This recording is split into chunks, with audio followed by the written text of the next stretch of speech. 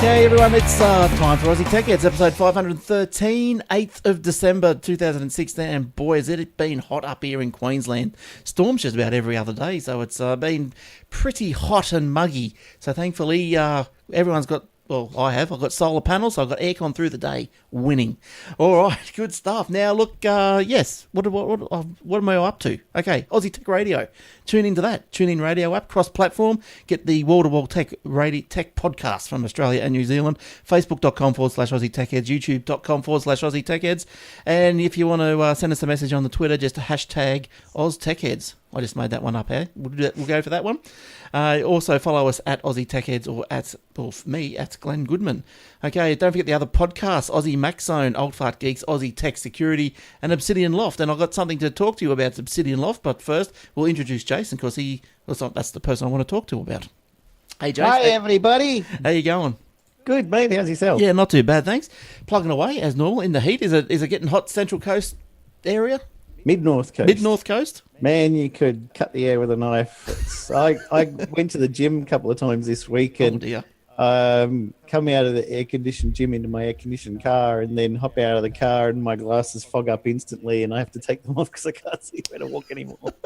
Oh, look. So much. Oh, it's terrible. Oh, no, it is bad because I do probably something similar, and like you're fair, you can just take your shirt off and you wring it out. And it's just, you can ring it out. Monday night, my girlfriend ended up coming to sleep. I'm staying at my dad's at the moment, but my girlfriend ended up coming and sleeping over because the power went out in her house. Oh, dear.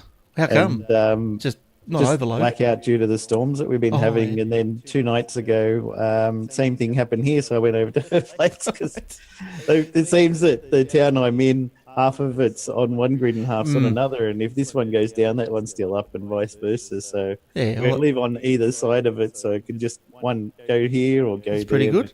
They won't be working soon now that I'm working on buying a house that's over this side. So We'll be living in the same place, and we won't be able to do that. Get your candles. How long did the power go out for when it did go out? Must have gone out about 6 and came on before midnight. Oh, that's no good. But man, the thunder clapping and the lightning and stuff. I went and videoed 5 minutes of it and put it on Facebook on the local town Facebook group, and everyone's like, "Wow, that's nuts!" Yeah, it was pretty good. It was a pretty good show up here on the Gold Coast as well. It was, it was awesome. And that poor guy at Mount Warning, he was just out camping, and his girlfriend had to stay with him till the rescuers came, and he was dead. Yeah, that's tough. That's real tough. But look, what am I talking about? Obsidian Loft. Now, you were talking to me before the show. We're just having a bit of a chin wag, and you're one of the last Minecraft podcasts around. Yeah. I'd mentioned on the last show that I'd looked through iTunes, and I've also got podcast apps on my Android phone, and there doesn't seem to be any other Minecraft podcasts that are still running. There's the top ones have all stopped recording either 6 months ago or about 12 months ago, and ours is still going. And I brought up a new server that we've been running a thing called Feed the Beast, which is a highly technical server. You have to download a special launcher and stuff to get it to go.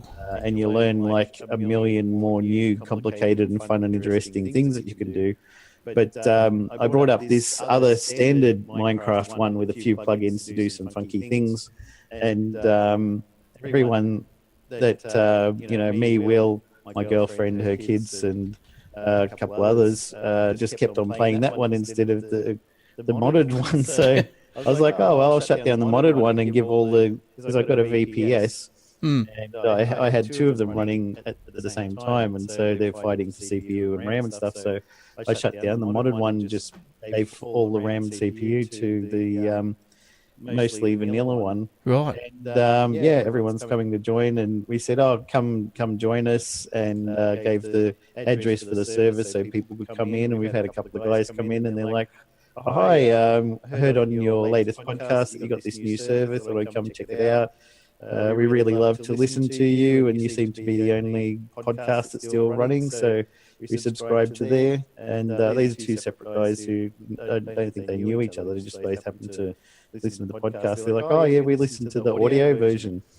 Yeah. I was like, that's going to be a bit difficult when When we're you- showing, a oh, visual. here's a new Shulker chest box Yeah. Oh, hang on. released in version 111, and this special chest, if you click, oh, look at this, you can have all different colors, and it's sort of closed like this, and when you click on it, it opens up and spins around. Oh, nice. And then does it looks really cool, but to explain that to somebody who's only listening on audio, it's a It's bit hard. difficult. So, but people yeah, love it. we do have a video version, but some people didn't even know that we had a video one, so we're going to have to promote that during the show. But yeah, they're like, oh, this is great. You know, I go to work and I'm sitting there in the office working on the computers, and I just have my headphones on and I'm listening to your show.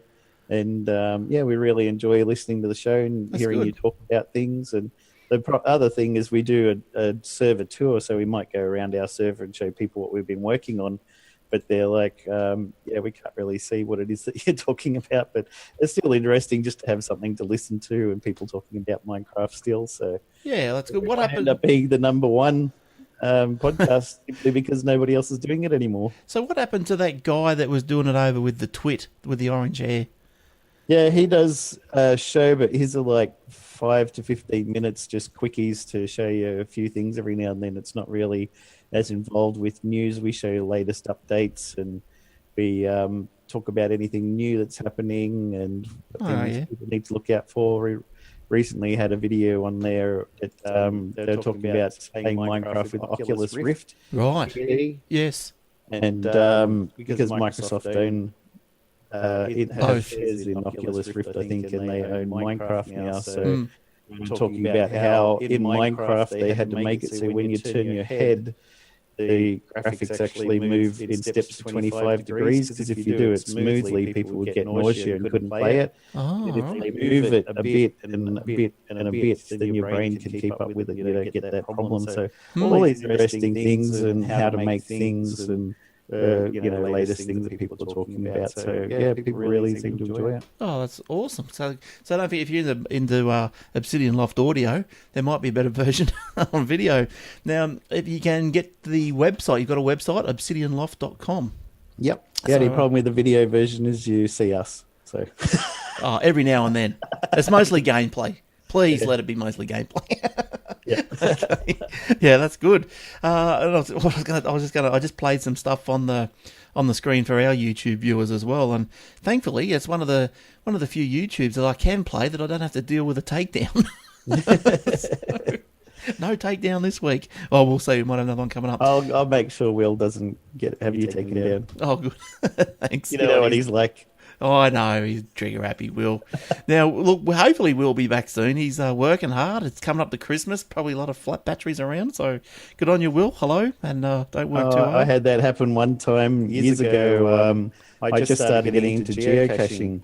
And so I got a little portable GPS. And I'm like, I said to my wife at the time I was married to, we just go across Sydney Harbour Bridge. There's one across the other side there. Yeah. She's like, all right, because I picked her up from in the city after work. So we drove over there, parked the car, and she just stayed in there with her son and went looking all over the place. I was like, no, I think it might be on the other side, so we won't worry about that. So I hopped back in the car, turned the key, open circuit, dead battery. Oh, yeah. Christmas Eve. Oh, no. Well, like, surprisingly, I suppose you could say surprisingly or coincidentally or whatever, we had a flat battery the other day. And I was talking to Will while I was waiting for the RACQ man, going, damn, batteries only last 2 years or something. And Will telling me, obviously they sell cheap ones. But yeah, I ordered the RACQ through the app, and I followed the little serviceman as he came. Oh, yeah. Yeah, so, that's nice. Yeah, so, It was only I think 2 weeks ago, my girlfriend's battery went open circuits, and she was like, oh, just about to take my daughter to the doctor.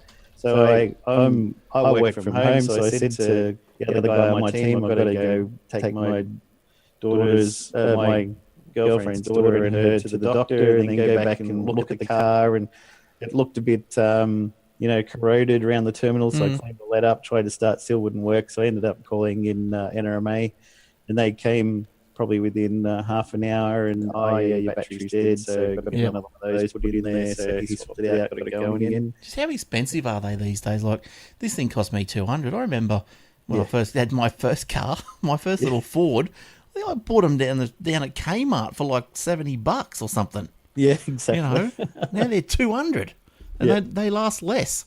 Anyway, well, as you could probably tell, there's not too much news stories around this week. But, we're gonna really. We're going to have a bit of a banter. Look, we have got some stories, so they're pretty interesting anyway, so we'll get to those in a second. Look, and over the Christmas break, it's pretty, free and easy. If anyone wants to come on, have a chat with us, like co-host the show with us or whatever, you need to just bring a couple of stories, hopefully. You must have an external mic. Get on some Skype or something like that, or we've got another platform now, we're using Zoom, a camera and some good internet. So if you want to, just email me, glenn@aussietechheads.com.au, and we can try and slot you in. Now we have an email. We haven't let people come on who don't have NBN, don't we, Glenn? Yeah, sometimes. Look, I think, I've had people on with dial-up, I think. No, I don't know. I don't know about dial-up. That might be stretching it. But poor Garth. You guys remember Garth? He does the Aussie Max Zone over there. He's only got ADSL 1. I don't know how he puts up with it all. It's crazy. Just kill yourself. That's it. It's not worth it. Oh, it's not worth it at all. Just, put yourself out of your misery. But look, speaking of Western Australia, like we weren't, but Lindsay sent me an email. He goes, dear Glenn, thanks again for the show. I've heard you say previously that you are on cable. No NBN yet. Correct. No NBN yet. I'm doing the Telstra two-step. So I wish I had like a soundboard.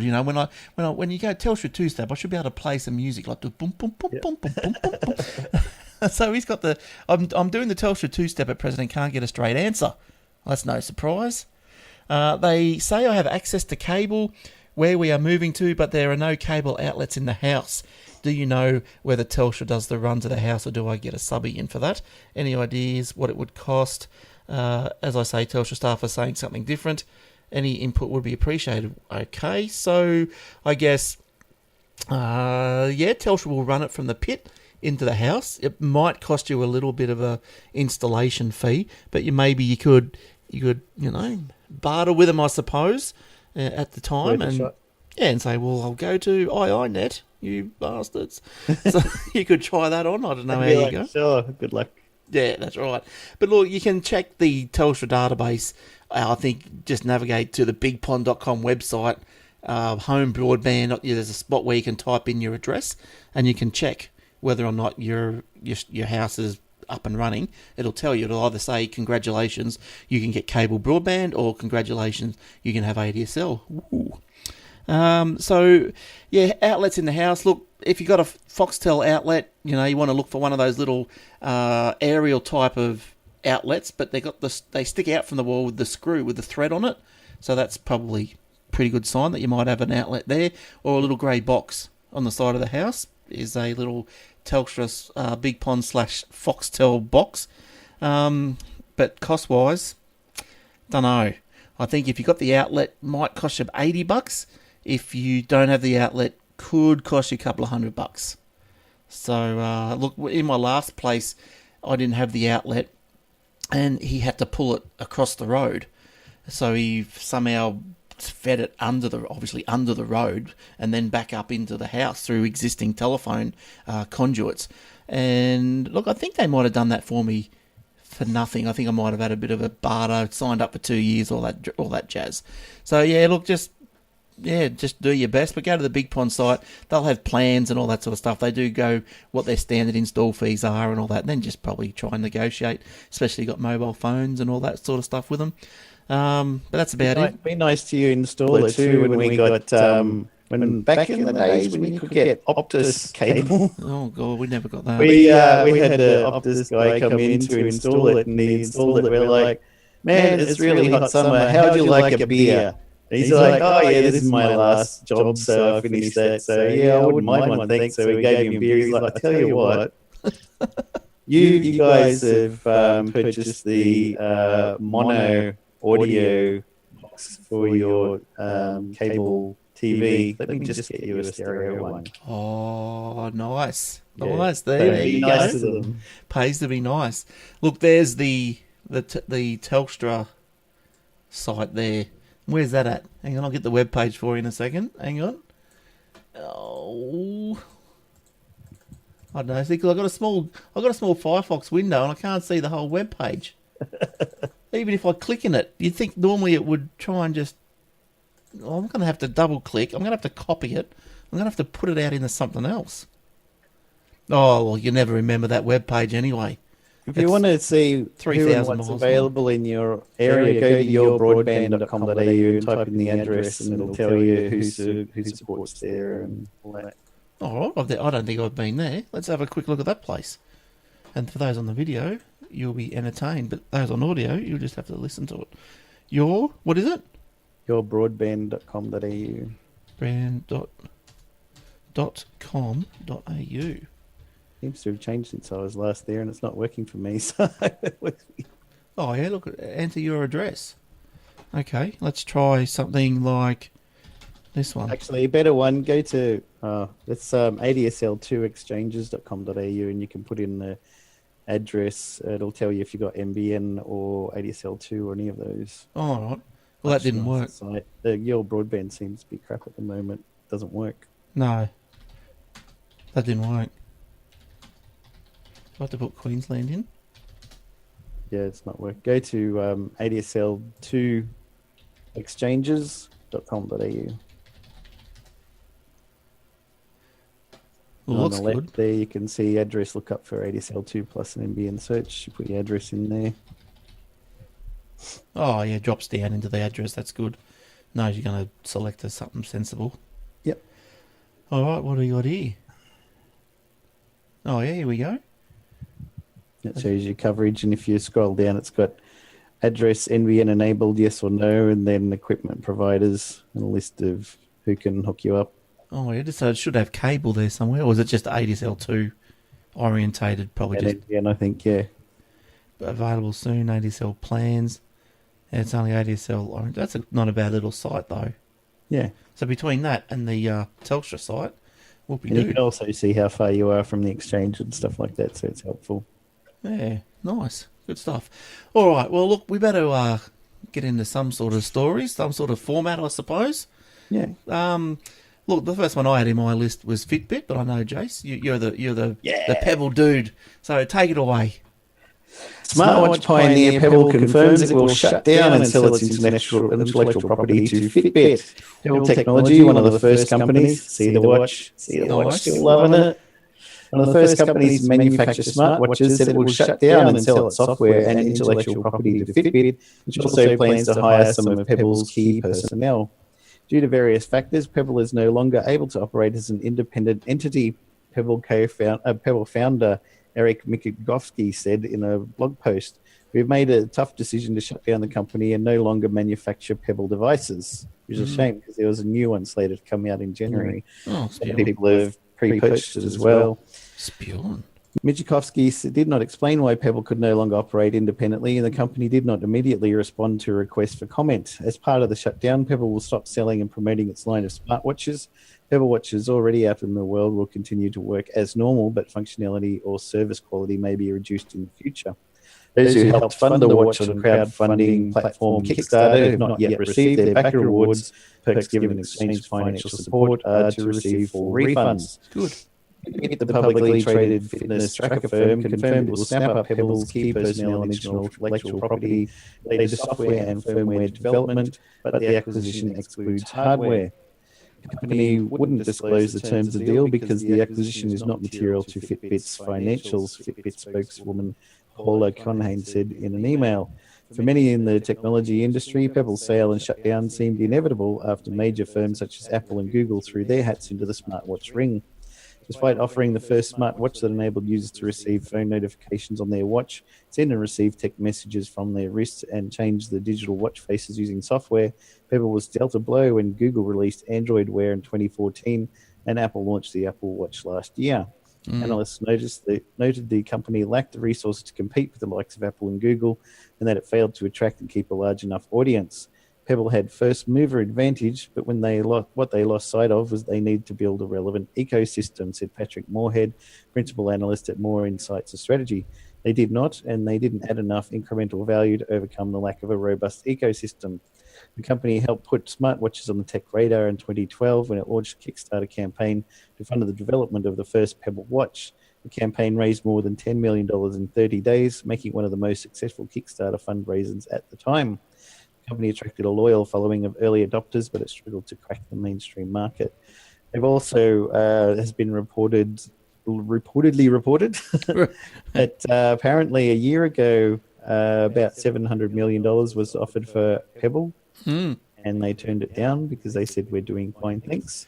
Well, and then a few months ago, they were offered $70 million, I think, from Intel, and they said no, we're fine. And now Fitbit is buying them for about $40 million, which covers nearly all of their debt, but still going to be a bit in debt. So as a Pebble owner, is this a good thing, or it is? If you have a look at my Twitter posts and a bit on Facebook, I've been saying for ages, this is the original Pebble Classic watch, and I also have the Fitbit Surge. But the Fitbit Surge, you can't change the watch faces very much. There's 4 very basic ones that are not terribly good, and you can only get phone calls and text messages notifications sent to the Surge, whereas the Pebble one, you can get any notification from any app sent to the watch, and it comes up with a list of all your installed apps that can send notifications. You just tick the ones that you want to be able to send to your watch, leave the other ones unticked, and you can receive those. It's got built-in ability to have canned replies, up to about 10 canned replies, so you can put in yes, no, cool, haha, I don't think so, I'm running late, or something like that. And if somebody sends a message via text, Facebook Messenger, WhatsApp, any of the messaging platforms, and you can, even while you're driving or something, you can just quickly press a couple of buttons and reply to them, and you don't have to take your eyes off the road, which is great. And I really would have liked to have I've been saying for ages, Fitbit should license out their software API to more players. There's a few players that people that can use it, but very few, so that people could put the Fitbit API into their watch and then monitor when you're doing your exercises and you're walking and stuff. And I was like, I love the Fitbit, but it's not too great on the notification watch face. I love the Pebble, but it doesn't have the Fitbit integration where you can challenge your friends. Yes. Things like that. So if those two could get together, it'll make the ultimate watch for me.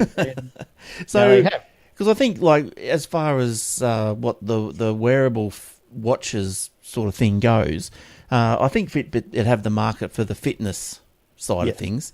And the thing is that both the Fitbit and the Pebble can last about 7 days on a charge, whereas all of the Apple and all of the Android ones, Apple can do 1 day if you're lucky.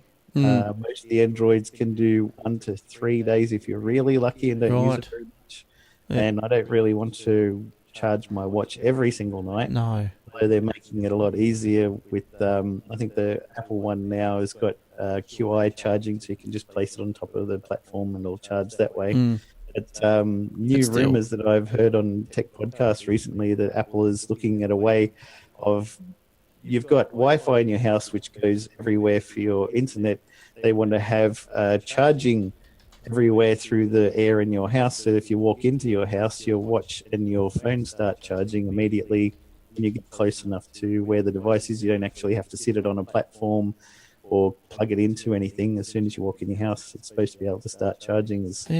Rumoured that Apple might be working on something like that. But how I don't understand how that can work. All this wireless charging, like, what is it? Just like some sort of microwave where the base excites the watch, you know? Oh, it gets very excited. Yes, it goes right off. The current ones, like my LG phone, it has an induction loop in the back of it, and there's one also inside the charger. So it passes electricity through the induction loop, and the other one picks it up and charges up the battery that way. I see. So, watch this space. There might be some excitement in the watch charging industry. The new Fitbit Pebble, hooray! Yay! Now, YouTube, moving on to YouTube. Now, the YouTube Music, I don't know if anyone subscribes to YouTube Music. I don't. I don't know why. Nobody subscribes to YouTube. Spotify, I subscribe to. But Yes, me too. Well, I don't pay for it, but I subscribe to it. yeah. But anyway, yeah, YouTube, they've released some figures and they've paid to the music industry $1 billion in royalties. You have to put your finger up to your mouth. $1 Oh, billion sorry. dollars. One I was just billion. showing my dollars. girlfriend Austin Powers this week. What, she hasn't Doing seen all it? the quotes. Never seen it Oh, before. gee, even I've seen Austin Powers. I don't watch many movies. I've seen I that bought one. the 3 DVDs. It's great. Now, yeah, the music industry's not happy. They want more. Now, they've said that who's this? Robert, I don't know how do you say that. Robert Kinkle. He's on a blog, and he said that YouTube had distributed $1 billion in advertising royalties alone, arguing that free streaming wasn't important as subscription sites like Spotify. In 2015, Spotify paid record labels $2 billion. So in contrast, I suppose, equivalent to an estimated $18 per user, with 800 million users worldwide. That's a lot of users. Yeah. So that's Spotify. YouTube is generating revenues of just over $1 per user. Well, I suppose you could see why they're a little bit upset. Yep. But still, it's not. They probably haven't got the bigger listener base. So the industry has also pushed for the reforms to the safe harbour laws, which means YouTube and other similar sites cannot be penalised when you or I upload copyright material, including full albums, provided they remove it on request. That's fair enough. I can't see that they can be... they can't be everywhere, can they, at any time? I know they've got their software and their algorithms to detect, copyrighted material, but Yep. I think at this safe harbour as it exists, I think if you get asked to take it down, they take it down. Fair enough. Yeah. Artists like Lady Gaga, Paul McCartney, Ed Sheeran, Coldplay and ABBA's on the deal too, have all written to the US... still around somewhere? Yeah. Walking around with their cane and their little walkers. Yeah, somewhere. Dancing Queens. And they've all written to... Young and sweet, only 75. Only 75. I don't know, how old are they? Did I read somewhere they're coming back? Doing a reunion or something? Whoa. They've been offered like a lot of money to do that over the years. But anyway... Sweet's coming back with that really nice trailer for Guardians of the Galaxy Volume 2. Fox on the Run. Oh, yeah, what a great song. And artists, as I just said, artists like all those, plus ABBA, have all written to the US Congress asking for the law to be changed. So they must want it so... Yeah, so as soon as you upload something, YouTube, can be liable? I don't know, that doesn't sound right. But anyway. Everyone wants their squillion somehow. That's right. They've all got boxes to tick, deadlines to meet, profits to eclipse, all that sort of stuff. But speaking, while we're talking about online music streamers, Apple Music. So in contrast to 800 million music users worldwide on the Spotify, that's a lot. Is that right? In 2015, Spotify paid $2 billion, equivalent to $18 per user. With over 800 million users worldwide, YouTube is generating just over $1. Yeah, okay. So anyway, moving over the road to Apple. Apple attracts 20 million subscribers in 18 months. So the number of paid subscribers passes 20 million for the first time. And... oh, no, I get it. I'll put these two stories together and we'll get the facts. We'll get the story straight. Yep. Okay, so 800 million users on YouTube. Now, the second story tells us that there's 20 million on Apple and 40 million on Spotify. There you go. So YouTube has got by far the biggest audience. And it's probably not just YouTube Music. It's probably just YouTube in general, I'd imagine. 800 million. PewDiePie. He's not happy. No. I read. Did you read that? I didn't read that one, no. No, apparently he's saying that his videos have dropped in popularity, and he's saying that YouTube have changed the algorithms. Maybe people are just sick of him. Probably. Poor Pewdie. So, poor PewDiePie. Bro fist. Hey? He does a bro fist. Bro fist. Excellent. That's his trademark thing. But that Apple Music, have you ever used Apple Music? Nope. No, I have. Not I don't even like my free trial. it. Yeah, right. Yeah, Please sign up with us. You can have a free trial for a while, I know. please. It's just rubbish. Like, I got it for 2 years when I got the phone as well. And I just go to Spotify every time because the Apple Music is just not doesn't do it for me. I don't like the Spotify interface. started annoying me though. You've got a paid subscription.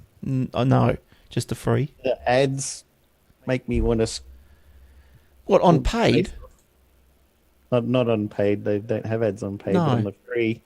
but what? There's only 2 ads every 30 minutes or something. Yeah. Yeah, I would like to think so. I had the other day I was listening and it's like, click here to watch this 30-second video and then you can have 30 minutes of ad free. So it played the video and then it played 4 ads in a row. Oh, excellent. I was like, what? And then they played the most obnoxious, annoying, loud, scratching, Hmm. booming advertisements like, download Spotify now, get it now for you and your friends. It's just like listening to the radio. Yeah, but they try and make it as obnoxious and Hmm. horrid as possible so that you go, right, I'll just give you the $12 a month. I'm sick and tired of this. I'll tell you else what annoys me is I the went to tune in radio, so tune in radio, yeah, or iHeartRadio. I did iHeartRadio for a while. Yeah, that's not too bad. Hmm. Bad too, though. But the tune in radio, you can't select songs. You just stream a station. Yeah, I just listened to the local radio station that I'm going Mm. to start volunteering for again Oh, yeah. in January. Going to be doing a show with my girlfriend, and yeah, I go there. Saw a couple of information nights and chatting to the people there, and they're like, "So, what do you know about radio?" I said, "Well, I worked here for 2 years, 30 years ago." They're like, "No way!" Oh yes, we had records. Then you put them on the turntable. And Oh, we had a squirt bottle that had diluted metho in there, and you squirt it on the record and then clean it. Put the needle on and listen in one ear as you wind the track back to the start, and then yeah. turn on the microphone. And here's Run DMC with "Walk This Way," and play. Turn off the microphone. Get the next record ready. Yeah. Oh, you're loving it. So, Yeah, they're like, "Oh, we'd be glad to have you back. We're looking for some new announcers." So, yeah, we'll quickly run you through the training program because you won't have to do the full 6 weeks since you've already done it before, and we'll get you onto a show as soon as possible. But we're not going to worry about it until next year because everyone's going to have holidays for Christmas and all that sort of stuff. So, next year we'll have you starting on a show again. So, I'm like, yeah, it's going to be great. I had a Spotify. what's the radio channel? What's the station? Two Bob. What is it? Two Bob. Two Bob. That's funny. Broadcasting on a budget. Oh, all right. Here we go. Two Bob. Yep.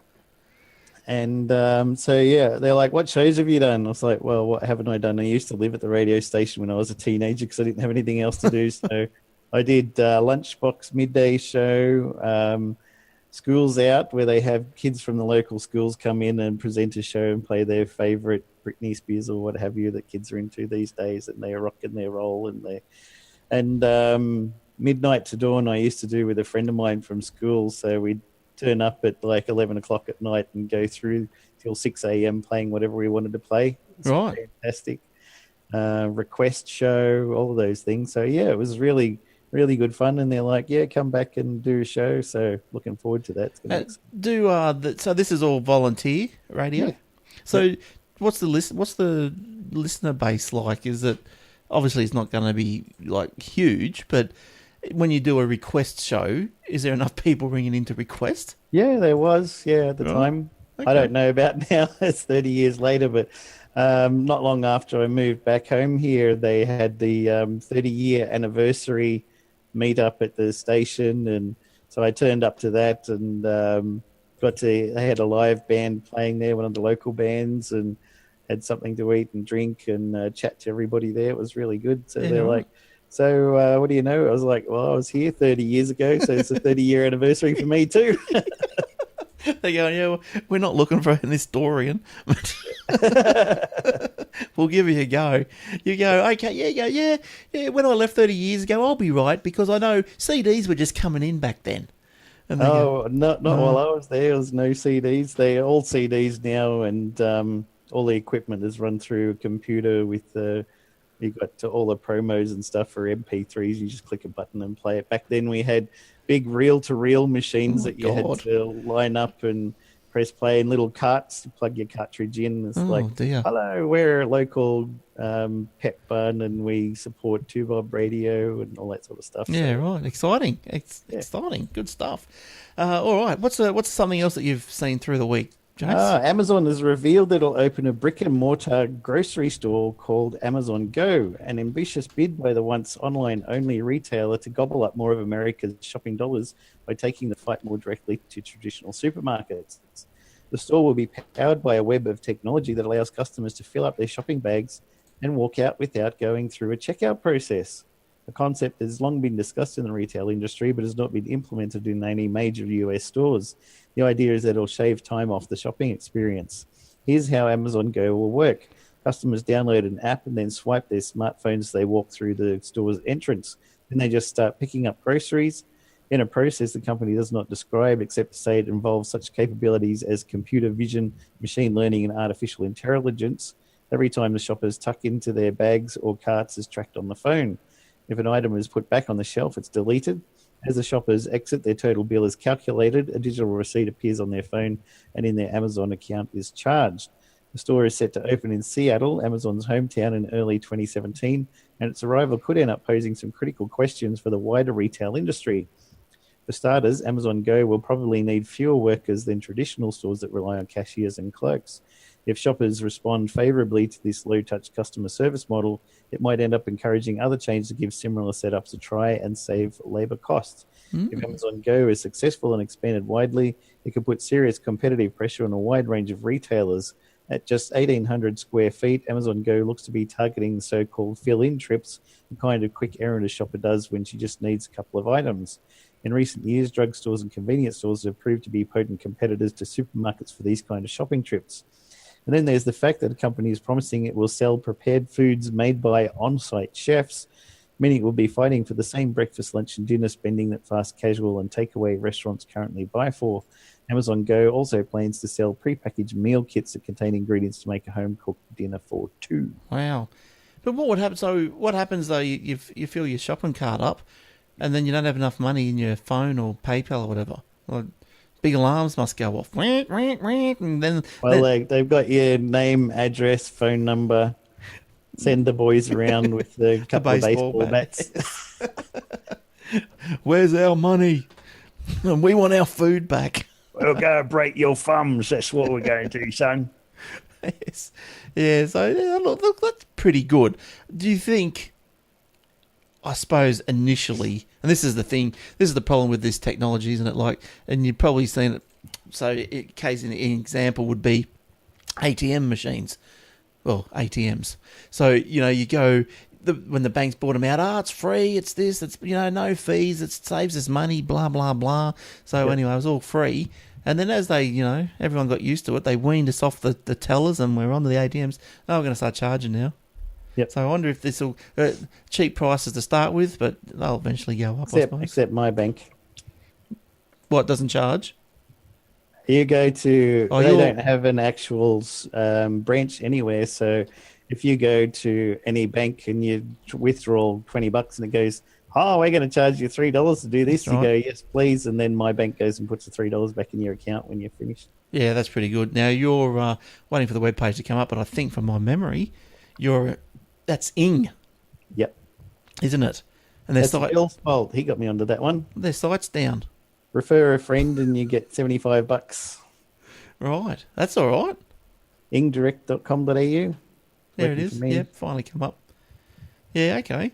So how do you go with... Okay, right. Well, I suppose if you want the money, so you can access it straight away through the ATM. Yep. Yeah, because previously when I was with Ing, like a while ago now, I had to transfer it from them to my bank before I could get it.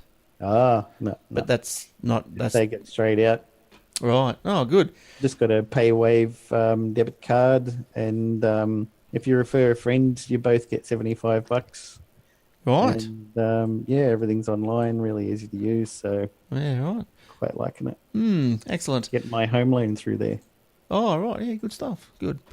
Now, the Apple iPhone 7, we all know, has come out without a headphone jack. Everyone's gone up in arms, and Eric has lost the plot over it. He's not buying an iPhone, and blah blah. But the world's going to end. Well, I'll have you know, there's rumours that the Galaxy S8 is going down the same path. Dun dun dun.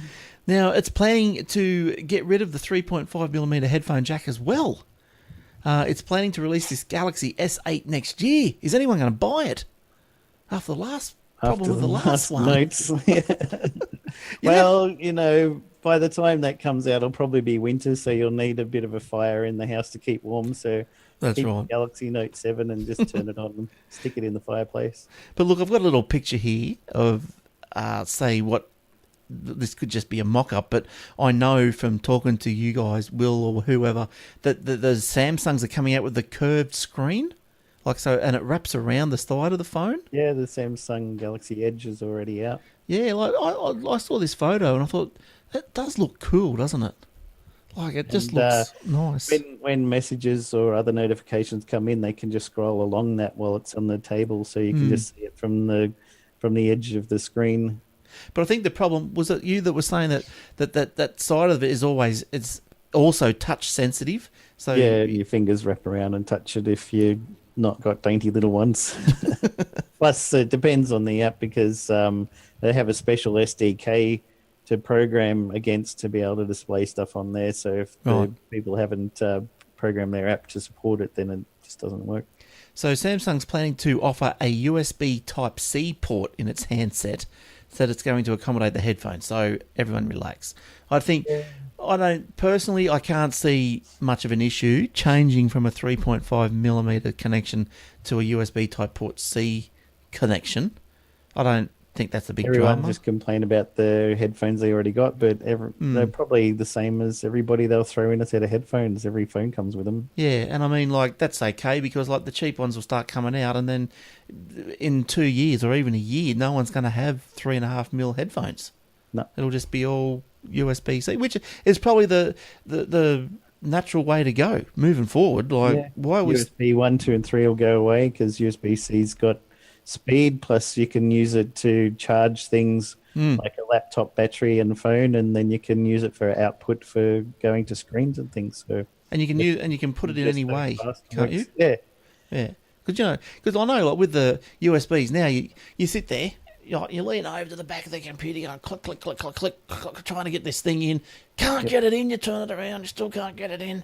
So you think, right, bugger it. You got to stand up and you got to go look at the exact hole and put it in, and then it's up the wrong way. You try, even if you got it on the side, you put it in, doesn't work that way. Turn it upside down, doesn't work that way. Go back to the first one, and it works. Like, what did crazy? It's like the little port is just morphing just to annoy you. Yeah. Now, according to a rumour, Samsung is removing the port to make room for stereo speakers. Oh, really? Is that a necessity for it? But also a bigger battery. So, no, that's pretty good. Samsung also wouldn't allow users to charge their devices and listen to music on the handset at the same time. It's unclear whether the company's smartphone will ship with an adapter, like the iPhone 7. So it sounds like this thing might be released, or unveiled at least, in February or April next year. But you can listen through Bluetooth headphones while it's charging anyway, so just get Bluetooth one. True. But then is that another set of headphones you're going to get, or will you just settle with Bluetooth headphones to not deal with that issue? Yep. I think so. All right. What else you got, Jace? Anything else? Buried in recent support updates on iPhone 6S shutdowns was the news that the problem might be more widespread than we thought. First, some background. Back in November, a consumer protection group in China asked Apple to investigate problems with random shutdowns affecting the iPhone 6 and iPhone 6S. After looking into it, Apple said it had determined that a very small number of iPhone 6S devices may unexpectedly shut down. This was supposed to be just a small number of phones made in September and October of 2015. The company said that customers with the issue could bring their phones into Apple stores for a battery replacement. And then the company offered more details about the problem, claiming the batteries used in the faulty phones had been exposed to controlled ambient air longer than they should have been, which resulted in the batteries dying faster. That's weird, but we'll go with it. Well, it turns out a lot of users who don't have batteries from those batches are experiencing shutdowns too. Apple won't replace those batteries for you unless you have Apple Care Plus, but the company does say it's looking into the issue. Hidden away after statements about controlled ambient air is this takeaway. A small number of customers outside of the affected range have also reported an unexpected shutdown. Some of these shutdowns can occur under normal conditions in order for the iPhone to protect its electronics. Right. In an effort to gather more information, we're including additional diagnostic capability in an iOS software update, which will be available next week. This will allow us to gather information over the coming weeks, which may potentially help us improve the algorithms used to manage battery performance and shutdown. If such improvements can be made, then they'll be delivered in future software updates. In other words, in the next iOS 10 update, we'll include some diagnostic stuff to help determine why the 6S phones are dying. If Apple can come up with software solution, it will issue an upgrade. I was listening to a podcast this week, and they were saying that when the iPhone 6S battery on his phone gets to 40%, it turns off. So Happy days. Charge it every time it gets to 50%, start charging it again, because as soon as it hits 40, it could be in the middle of a phone call or anything and just gone. That happened to me a couple of times. I think it got down to about 30, and then it would all of a sudden just clunk off, and you think, bugger it. So you plug it back in, and it pop back up straight away at like 60%, where it was, where you think it should have been.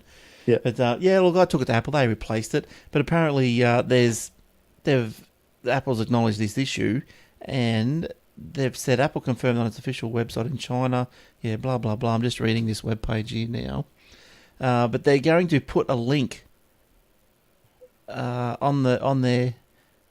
Simply go to the Apple's official website, select your country, enter your iPhone 6S serial number, and then press submit. I doubt whether this is on the home page, but... What if you now live in a country town like I do and there's no Apple stores for 5 hours drive away? Yeah, well, would they... Yeah, I don't know. I suppose they'd have to do something, wouldn't they? I think there might be one in Newcastle, which is 1.5 hours, but it's a long way to go to get your phone fixed.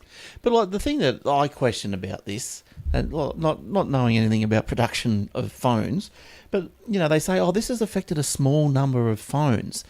But aren't the iPhones manufactured so tightly and so precisely that that they pride themselves on using exactly the same parts throughout?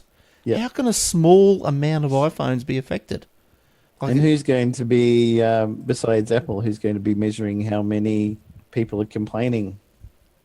Well, we don't know how many is happening. There could be 90%, but if they just say, it's just like totally a few people, and I don't even know why you're bothering with about it. Yeah, so flat batteries lead to smashed phones. So there's 10% of people out there who have smashed their phone, have moved on. Frustration. That's right. So they've gone down. They went and got a Samsung. No, wait. Google Pixel. They're pretty cool. I've heard. Yeah. So those phones have gone down in the old smashed phone column rather than the dead battery column. I like to get a Pixel just so you can get the Daydream VR and try out the 3D stuff. That'd be cool. I want to do the 3D stuff, but those 3D things are like $800 for the cheapest one, and you need a really beefy computer to run them on. Yeah. Have you demoed them or anything like that? I had a look at Samsung store a couple of years ago. They had one of the ones where you put the phone in there and you strap it to your head and you look around and stuff like that. But I wanted one that you could plug into the computer rather than just a little phone in there. Yeah. The phone, I think it's like watching a TV up close. Like you can see all the. I see J-Car got a $15 VR phone holder one that you can try out. But I still prefer to, have it plugged in the actual computer and maybe play Minecraft in 3D and stuff. Yeah, I think didn't I show you this last week? I got the Google ones. Oh, yep. They go all right. Yeah, you open it up, slip your phone in there, close that up. Like that's all made of cardboard. Had to put it all together. It came flat packed, and then you look through the little peeper holes there. and bang, magnified iPhone screen straight into your retina. It's great.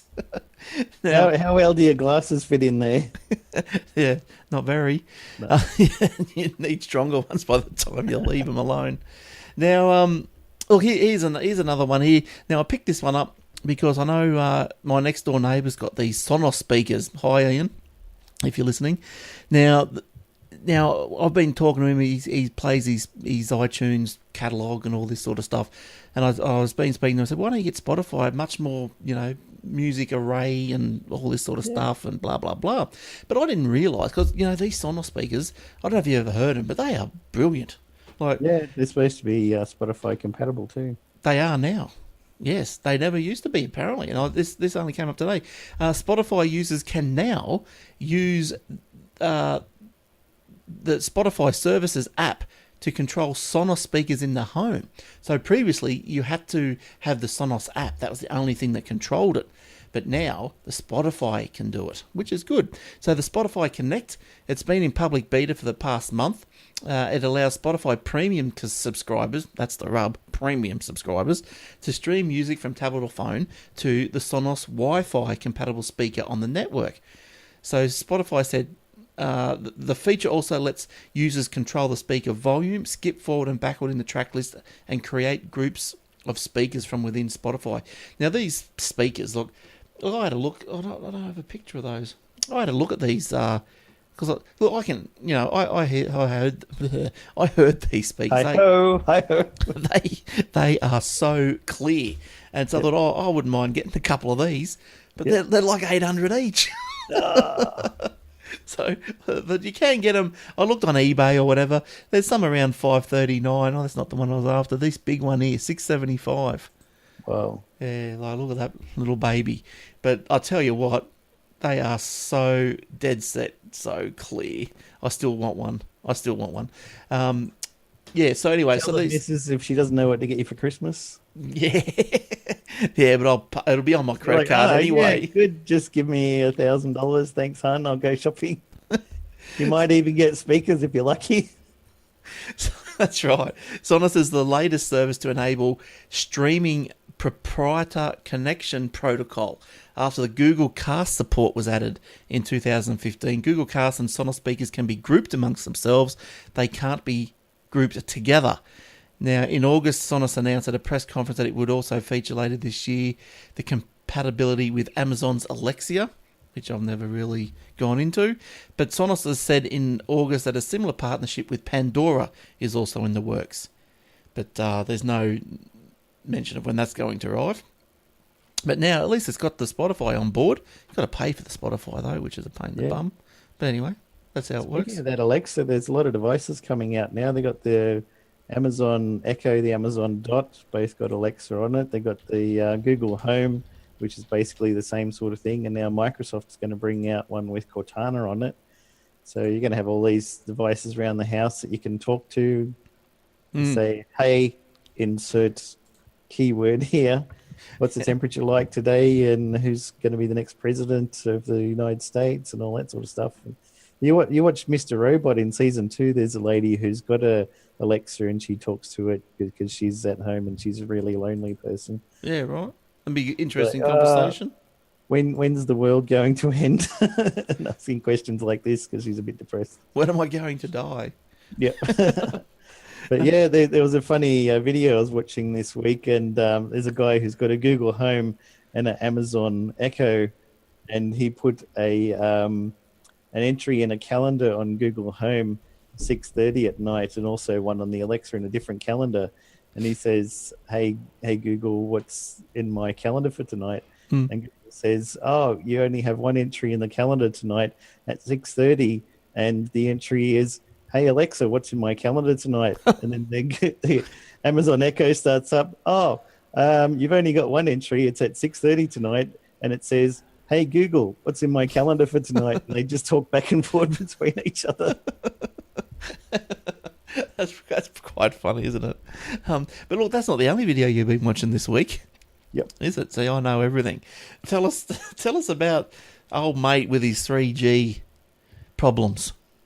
Oh yeah, there's a guy down the Central Coast, which is where I went for my work Christmas party a few weeks ago. It's about 3.5 hours drive south, and he has the NBN, but it's so bad that it cuts out all the time. So when he wants the family to be able to receive internet, he's got a little box that's got a cell receiver for telephone 3G and 4G, and it's also got Wi-Fi for his house. So he attaches it to this rope, which is tied to the top of a 20-foot tree, and he pulls the device up the top of the tree, keeps it sealed in a little plastic bag so it doesn't get wet or Of anything. course. And then he gets a little bit of 3G Wi-Fi around the house, and everybody in the house can do some of their interneting while the NBN's down because it just keeps going down so often. This is his only way of getting it to work. It's hilarious. What is going on there? Now, look, those on the video, you're obviously watching the video. It's on the 7:30 Facebook page.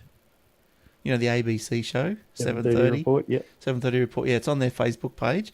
Oh, mate, he's just, yeah, it's like he's raising a flag, but he's raising the 3G dongle. Yeah, one of my friends, the other guy who's on my team in Australia, the company I work at, he has terrible, terrible problems with NBN. His ADSL kept on screwing up all of the time. Finally, they said, "Oh, you can get NBN," so he got it installed, and now it's just doing just as bad. So, I said, "Oh, this is what you need. Just whack it up a tree nearby." He said, "I haven't got any trees around." I said, "Well, maybe it's about time you planted one." He's like, wait, hang on. yeah, maybe. Why? What's going on with the NBN? Does yours drop out? Do you have issues? I have had issues. Yeah, every now and then I need to reboot the modem and see if it can get another good connection through or something like that. But currently, I'm paying for 100 down, 40 up, and I probably get about 30, 40 down, and about 40 up. So Do they come to the party with a reduction in price? no, No. because if you get the I had the 12 1 plan, and I was getting maybe 5 1. Oh, Then I went to God. 25 5, and I was getting maybe Hmm. 10 5, and now I'm on 140, and I get maybe 30 or 40 and 40 up. Did you ever ring him up and put it to him? Like, what's happening? Probably need to, but since I'll be moving house soon, and the internet will be going back down to a slower speed because Dad doesn't need the speed because he doesn't do any podcasting or anything. He doesn't really care, just as long as he can get his Facebook and email and Hmm. words with friends. That's all he cares about, really. So Hmm.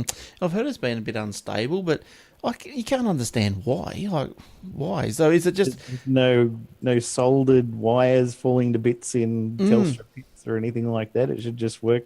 Partly, I think it's probably because of the really crappy, cheap Netcom modems that the ISPs supply you with, and you want to get something else. So when Right. I move house and I'll get the internet NBN connected there, I'll throw out the cheap Netcom modem and put on my billion Hmm. router that I've had for... it's a billion 7800N that I got ages ago, which did ADSL2, but it also had port for NBN. It was NBN. those NBN ready modems. So I'll try that out and hope it works. So there's a lot of people on the Whirlpool forum complaining about these Netcom modems that the Wi-Fi doesn't reach hardly any distance in the house. And I had to Yeah. move Dad's one. I put it on a Cat6 cable and dragged it around the lounge room and put it down closer to this end of the house because otherwise I wouldn't be doing this show. Is it Netcom or Netgear? Netcom. Yeah, okay. Because I know Telstra pump out the Netgear modems, and I don't think they're any good either. I think they're just rubbish. No. They're just absolutely rubbish. Pay for a decent one, right? Well, yeah, but it's cable. So I want to do something like Eric's done. He's bought a nice, probably more expensive, like router. Yep. And he's just... Well, what you could possibly do is turn your cable modem, put it in bridging mode, and then plug another modem into that and use that for your Wi-Fi and everything. I've tried to bridge it to another Netgear. I couldn't do No it. good. I spent a whole day trying to do it. Going, why doesn't this work? This should work. The only thing I could think of was that it was another Netgear and it was an ADSL modem. Yep. But still had the WAN port in it, or whatever you want to call it. So I've tried that. I've tried it in the normal port. I just couldn't get it to go. Oh, jeez. Yeah, so I've got to. I just want to get away from Netgear and try something else. But yeah, one of these days. Any more, Jace? It's Netflix's early adaptation to innovation that has made it the world's leading streaming service, and in recent weeks it's gone from strength to strength. Having recently made downloads available for offline playback, Netflix has taken things one step further with a new user interface to help subscribers make decisions. We're launching a new television user face that uses video more extensively to bring content alive in real time and helps members decide whether to click play, Netflix wrote in a blog. Netflix said the new interface was introducing video previews into the TV browsing experience.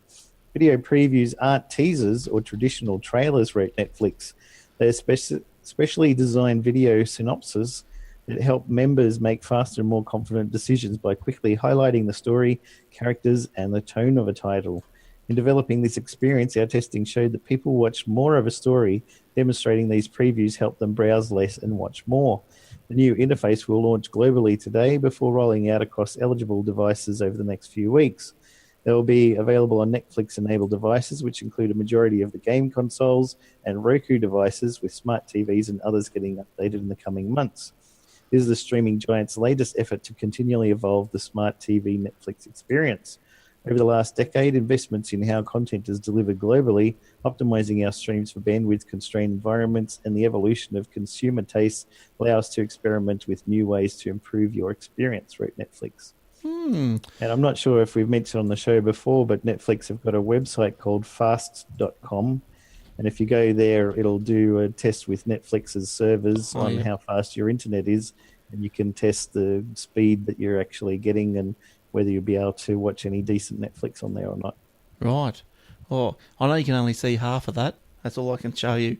But but what's this? So this must be your download speed. So yeah, 28, 34. Because nobody uploads to Netflix, so it's irrelevant. But the download's good. So I wonder where this is coming from. Where do I download from? The US? Amazon US or Probably, something? Yeah. So I'm 57 meg down. Compare on from speed. the Netflix servers. Yep. Yeah, that's not too bad, I suppose. And look, this is probably my last little one for this week. Apple is in talks with studios to offer current cinema releases in home. Do you reckon this is going to happen? I don't know. Interesting. Bloomberg says Apple is applying a tremendous, unsurmountable pressure to Hollywood studios as if for early access to movies. Luck with that. Yeah. In the US, a blockbuster film tends to have a theatre run of probably 1 or 2 months or more before coming to home video via, the streaming or Blu-ray or your DVDs. The 21st Century Fox, Warner Brothers and Universal Pictures have all confirmed they are looking at high-priced rentals.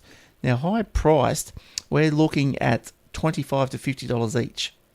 So I suppose I don't know, you work out, okay, you go to the cinema, what are you going to pay $10 each, or probably more, $15 a knob, $15 a head. So to get $30 for popcorn. That's right. Because it's special magic popcorn that gives you a high because it's got cocaine on it or something. I don't know. Why is popcorn so expensive? Yeah, it's special magic popcorn because the magic is you go home with no money. I went the magic. I'll tell you this. Earlier this year, I went to see a movie at the local cinema here, and they scooped popcorn. They've got a popcorn warmer. It doesn't pop the corn. They actually have pre-popped bags of cold popcorn that they tip into this warmer. Right. And it's got that horrible butter stuff on there that doesn't help anything. And so I was like, can I get popcorn and a drink? So I got popcorn and a drink. I start eating it. I'm like, this is cold. It's like they had it in a fridge or something. They were storing the bag and they just tipped it in there recently and it hadn't had time to warm up. So I went up and I was like, I can't eat this. This is cold popcorn. It tastes disgusting. Yeah. And she's like, yeah, hang on. I'll, and then the owner comes over and the owner says to me, see up there on that sign, it says popcorn. It does not say hot popcorn. You cannot expect to get hot popcorn because the sign only says popcorn.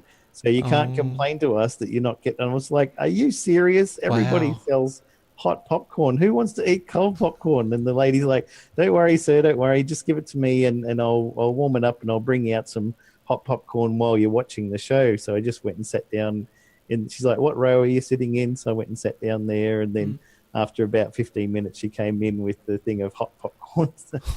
I was like, "Well, I don't think I'll be getting popcorn here ever again because it's just warmed up pre-popcorn anyway." But how's Mr. Cranky Pants?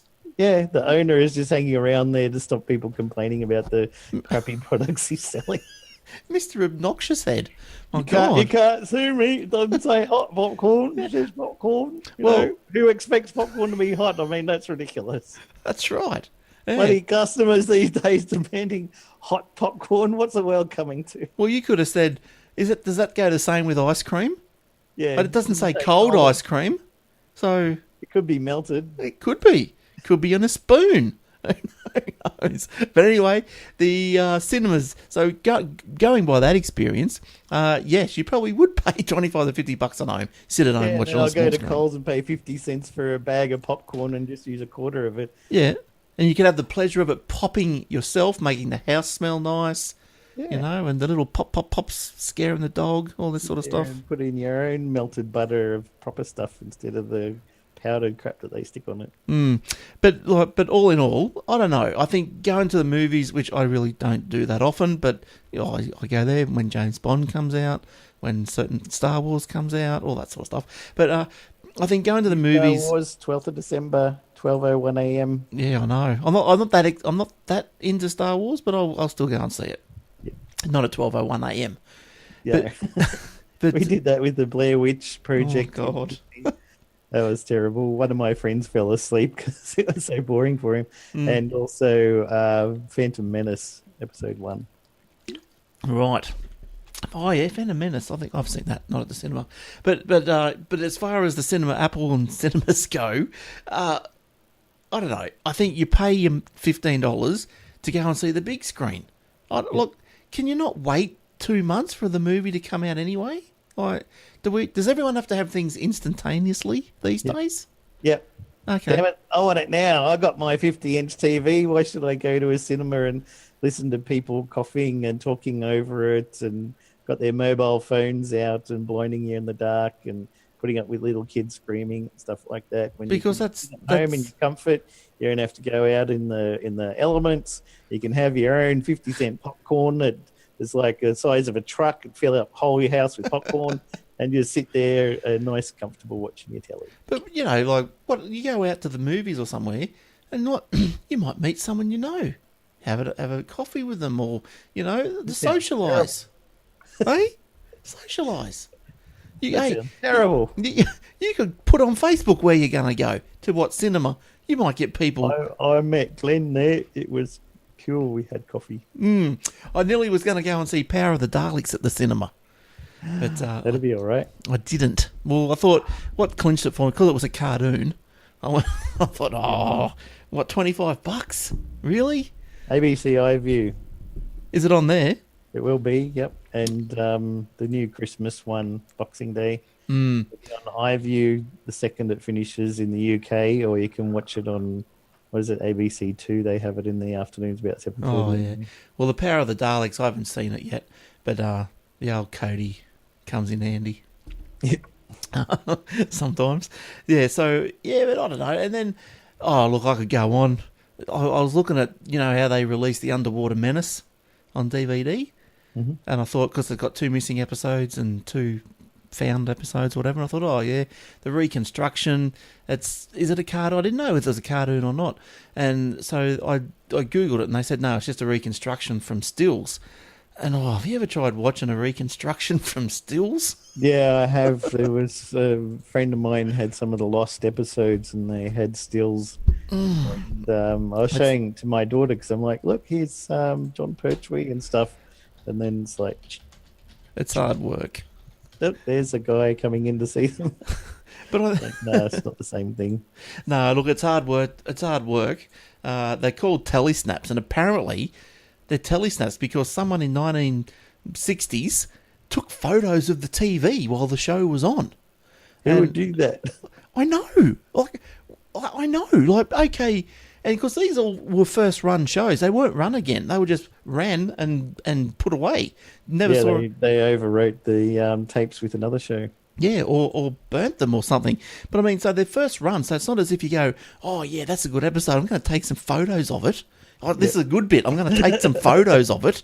You just don't know. So, and you've got to develop them. It's not like today. How many times have you gone to YouTube to watch a clip from something you remembered on The Simpsons, and there's a guy there with his iPhone and he's filming his television, and then he uploads the footage of him filming his television to YouTube, and that's the only thing you can watch. You're like, oh, this is really cool. Simpsons photo. I want to put that on Facebook. Like, what the hell is that? There goes his dog walking past and his mum's in the background cooking or something. You're like, learn to rip stuff off your devices. Don't sit there with a camera and film the damn thing. Oh no, it's wrong. But anyway, yeah, I tried to watch this Underwater Menace. It's hard, and I think when you get the fan reconstructions, they could be a little bit better. Because yes, they're still the same stills, and the audio was recorded from whatever source, I don't know. Maybe it was from the audio board in the studio. I don't know where the audio comes from, or whether someone sat at home, like me actually, with a tape deck recording the audio. Yep. I used to do that. I used to record the audio of the final episodes of Doctor Who, like, you know, each story. Because so you're the one they got the audio from. Thank you for saving Doctor Who. Not in the 60s. I wasn't here. But when I was a kid, because I didn't have enough money for a lot of audio tapes, I thought, well, the final episode was probably the most important. So I'd only do the final episode. And but I tell you, but anyway, but as a fan, I suppose when you watch the telly snaps, you watch the fan reconstructions. I haven't watched the Underwater Menace yet, so I don't know. But you watch the fan ones, and if there is some skerrick of footage that's out there, they do put it in between the stills. So you might get like 5 seconds of actual moving picture. It goes back to the stills. You go, yes, how great. Cool. How cool is this? Yeah, but look, I have seen Power of the Daleks Part 1 in the cartoon. Yep. I suppose they don't like you calling it cartoons. Probably it should be animated. Yep. But look, it got you in. It was good. It was good. I want to see part 2. Better than stills, yeah. Yeah, it is better than stills. So the animation, for those who care, the animation is the cartoon plus the original audio. So, good. All right. I don't know. I'm out. Are you out, Jace? I think that'll do us. Yeah, good stuff. All right. So that's it. So thanks for coming in once again, and I hope you guys enjoyed it. Look, we did get a pretty funny iTunes review. I might read that out next week. Wasn't favourable, but we also have a video version of this show too for you audio people. That's right. Did you know? So you can go to youtube.com/Aussie Tech Heads, or just click on the YouTube, what do you call it? Thumbnail or whatever you want to call it on the website. And although it looks like an old episode on the thumbnail, I haven't worked out how to change that because it's a playlist. I might be able to do something. I'll have to look into it. But anyway, let's talk to somebody who knows, technical computers. That's right. They're a mystery. I don't understand. The only thing I can do is take photos of TV shows and film it with your BlackBerry. That's right. Oh, look at this bloke. Hang on. Look at this guy. He's pretty serious, isn't he? Yeah, but anyway, no worries. He's a bit annoyed about something, or he's gone cross-eyed. I can't tell which. All right, thanks, Jace. Thanks for coming in. No worries, mate. Are we going to see you next week? Yeah, why not? Good stuff. Well, hopefully the weather cools down. We might see the big Will in here too. Oh, that'd be lovely. Yeah. All right. Thanks, Jace. Our big Willie. We'll see you guys next week. Okay, cheers. Bye for now. Bye.